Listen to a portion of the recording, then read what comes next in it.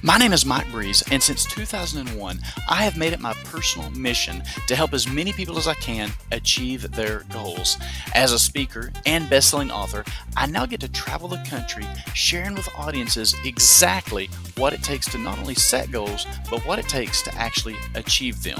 But let's be real, no one person has all the answers, and that is exactly why I created this channel.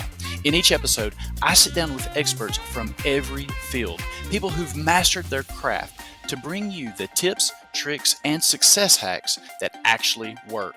All of it in 15 minutes or less. Welcome to the 15-Minute Edge.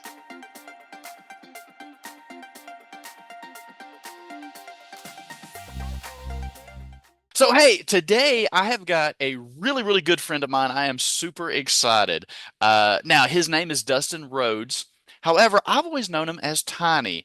We actually went to college together, and I have known him for years, ups and downs, and just life. And it's hard to believe I never dreamed I'd be this old at this stage in my life. It's kind of crazy how Yeah, fast time goes by. Dustin is a physical therapist assistant, and the reason I wanted to bring you on here is I know a lot of people out there, they have a surgery or they go have an accident, whatever the case may be, and physical therapy is going to be part of it. And I know a lot of right. people, when that happens, a lot of times they do the bare minimum or they don't do it the way they should do it. Or, and I know this personally, they'll show up one time and they never show up again. They say, I've got those little elastic bands at my home. I can do that myself. And so I wanted to bring you on here real quick, 15 minutes or less, kind of an insider's perspective of things that you see that you wish people really did understand. And we was talking a little bit before, and we'll kind of bring some of that up too about when you can ask people if they didn't have the results that they really wanted. But uh, Right. but Dustin, I want to bring you on here and just kind of let you do your thing, man. Tell us about it and tell us, kind of from an insider's perspective. So Well, to your point, like we were talking earlier, there are a lot of people that they'll have a knee replacement, hip replacement, shoulder replacement, something like that, or even just something simpler like a scope where they just go clean it up. And I have run into multiple patients that they'll get one knee done, I'm seeing them for the second knee, or one right, hip done, I'm seeing them for the second hip. And they're like, well, I didn't have a good outcome on this one. I didn't really want to do the second surgery, but I had to. And the very first question I always ask is, did you do your therapy? right, And if the answer is anything but yes, if they hem haul one bit or they go, well, the answer is no. right, Either you didn't do it or you didn't do it as prescribed. I right. mean, some places have a protocol. Sure. Most places that you get a surgery done, you go home, you either go on home health or you go straight to outpatient, depending Right, on how you're doing. If you're not doing very well at all or you don't have any support, you might spend a week or two inside the hospital to get right. you to that point. And well, a bunch of people are like, well, these exercises are easy. I can do these. Well, yes, they're designed to be that way. Like they're very basic, simple exercise at the beginning. We don't start you doing jumping jacks on a brand new knee. That wouldn't work out very well for Right. you, you know. And so people get bored of the basics and they're like, well, I don't need you. I can do this by myself. Fair enough. Yes, you can. And you should be doing them when your therapist is not there anyway. Right. The thing is, your therapist, a second pair of eyes, is kind of like watching yourself at the gym in the mirror, right? You might Okay. feel like you're doing that bicep curl real well, but then you look at yourself in the mirror like, oh no, I'm not leaning forward far enough, or I'm swinging it, or I'm, whatever the case may be, my form isn't correct. That's where your therapist, an educated set of eyes, comes in and will notice little things like, oh, when you're walking, you're turning your right foot out just a little bit, or it's not pushing off quite as much as your left foot. Okay, well, a little bit of uh, difference between left and right Hmm. can cause you all kinds of problems up the chain. Yeah, you may only have a knee replacement. However, there is a joint, your ankle, right Hmm. below that. There is a hip above that. There's a low back above that. And if I put a lift in your shoe just this much Hmm. and throw that whole chain off, it's going to mess with all kinds of things. And that's the whole point of going through therapy is the therapist should be looking for discrepancies like that and Right. trying to correct them. And with a good joint surgeon, a good patient that does their exercises like they're supposed to every single day, no days off. Right. Yes, I know God took Sunday off, but when you create a university, you can take Sunday off too. Otherwise, do your exercise. And the going to the outpatient, the home health, or what have you, that is going to get you 90 some odd percent of what you used to do. Right. And, will you still have a little ache here and there? Yeah. I mean, that's just part of life, right? Right. And, everybody's going to be able to forecast the weather change with their joint, be it artificial, be it real. We'll all Right. feel it at some point. Right. So, Well, and I love what you said there too, because so my wife, she had her hip replaced back, gosh, right after we ooh, got married, so probably 13 years ago at the time of this recording, and it was in Oklahoma City. Of course, we live in Duncan at the time, right, and still do. But anyways, and so instead of driving back and forth because they wanted to use their people naturally, um, right, and I said, look, this is really going to be inconvenient. I know we probably need to do it. And he actually said, well, I'll tell you what, meet our physical therapist one time. He'll show you the exercises and do them on your own. Now, if you know me, I'm a drill sergeant. Like we're going to, make sure she does it. right. But you said something that really stood out to me in that I didn't realize it then, of course, 13 years ago, a lot younger and dumber. Hopefully I got a little bit smarter.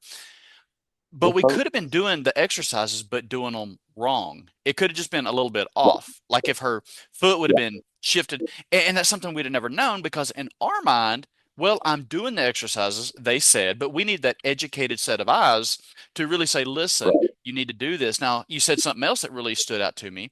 I had back issues. I took a real bad fall early on, back when I was in college, actually. I don't know if you remember that or not. Mhm. You didn't give it to me, thank goodness. I think it was George, a mutual friend, actually did it to me. Ah, yeah, George. And, and I had to put a lift in my shoe because things were out of Mhm. whack. And I did that for years. Nobody knew it. And it made the biggest improvement. Now I don't have to have a lift in my shoe. But like you said, it's that little bitty thing. And to me, it's a lot like playing sports. They always said practice makes perfect. That's really Right, not the case.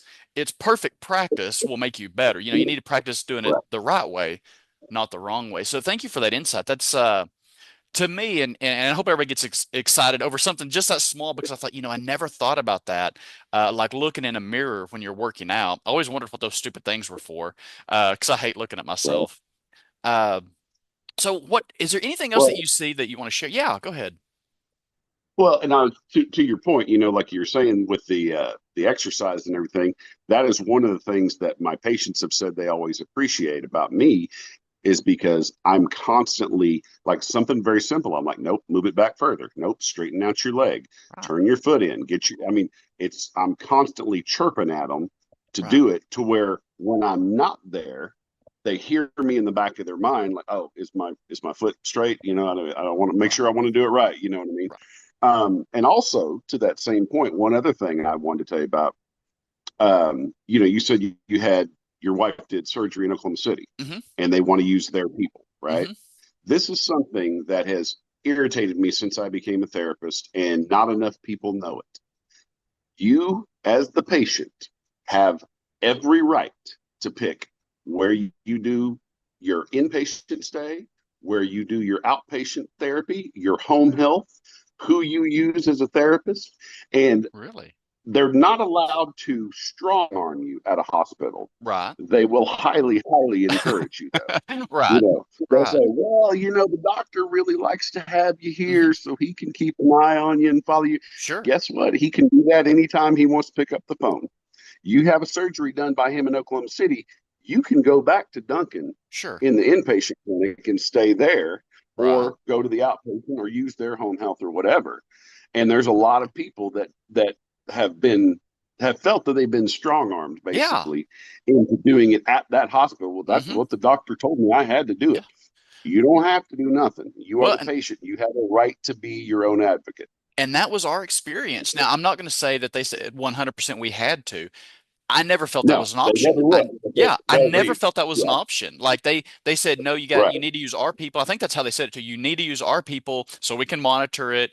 And there's something when you say something from a point of authority, because a doctor, we kind of put them up here on this pedestal, and if whatever they say is what we think is the gospel, and when they right. say you need to come back here. And, of course, 13 years ago, now I may ask a few more questions. But I think this is great because I think a lot of people, and so glad you said that, they think whatever the doctor says is what they have to do. And now my wife is Right. doing great. She has no problems. I guess we got lucky. We're one of the lucky ones. Uh, and that probably doesn't happen that often. But had I known that that was actually an option, because that was never even really brought up, that that was even an option. Well, you can use these others.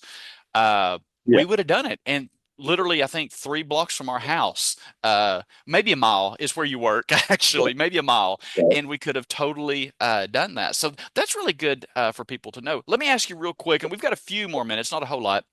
Um, and it would be hard to say like an exact percentage, but people that go through it, and you kind of hit on this already, but people that don't go through it, the physical therapy and do it on their own, would you say there's a certain percentage or that really have the ill effects? They think they're doing good, but they're really not doing good. They're maybe even doing more harm than good.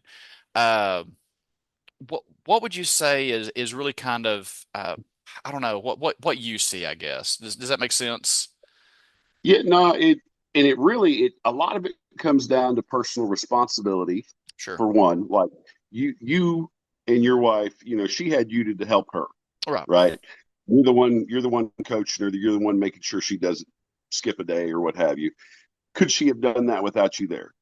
Maybe, maybe not. Sure. You have to determine how much of a workout person she is. And the other thing is most of my patients now are, the average age I see is about 70, Hmm. around in Sure. that area. A lot of them, workout culture was Hmm. not as big a thing back when they were our age Right. or younger as it is for our age now, right? Sure. Going to the gym and having a gym membership is a commonplace thing. Sure. 30, 40 years ago, Yeah. now only them really, the athletes and the Right. weekend warriors, those are the only people doing that. And so a bunch of them wouldn't know a bicep curl if it came up and smacked them in the face. You know what I mean? And Right. so they're not one that would know a lot of this stuff. And of course, you get a book and you get exercises from your therapist, but they're also not a lot of ones that are the type to do it on their own anyway.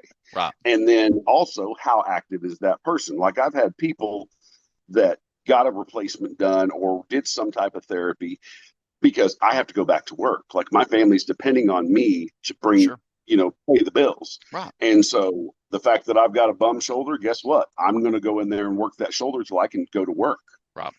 Those type of people do really well. The people that, oh, I've got a bad left shoulder, but I'm right-handed. So no big deal. Right. I just won't use my left as much.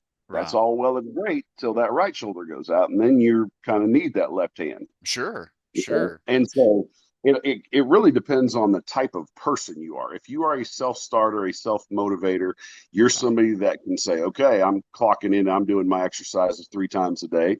Right. There you go. You're good to go. I've seen a lot of people that were not that person Right. that did the bare minimum and they're hobbling around. Right. And they're like, well, it's the doctor's fault. I mean, he put it back in. Well, Yeah. you still got to do your part, though. Right. You still, it's like owning a car. Sure. You drove it off the lot, but guess what? You still got to change the oil. You still got to change the air filter, put new tires on, get it rotated. You've Like got to do the maintenance. if you don't do the maintenance, you will have a broke down car, and if you don't do the maintenance, you will have a broke down body. Wow. Wow. Well, Dustin, we are out of time. 15 minutes goes by so fast.